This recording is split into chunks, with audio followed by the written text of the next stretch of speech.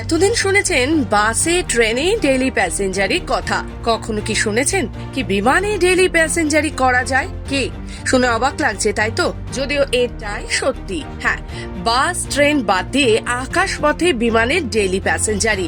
বাড়ি থেকে অফিসের সড়ক পথের দূরত্ব 350 কিলোমিটারের বেশি। তাই একদিকে চাকরি আর অন্যদিকে সংসার, 2 সন্তানকে সামলাতে এমনই পথ বেছে নিয়েছেন এক মা। সপ্তাহে 5 দিন সকালে মালয়েশিয়ার কুয়ালালামপুরে গিয়ে সন্ধ্যায় পেনাংয়ের বাড়ি ফিরে আসা, এই রুটিনে জীবন চলে রাসেল করের।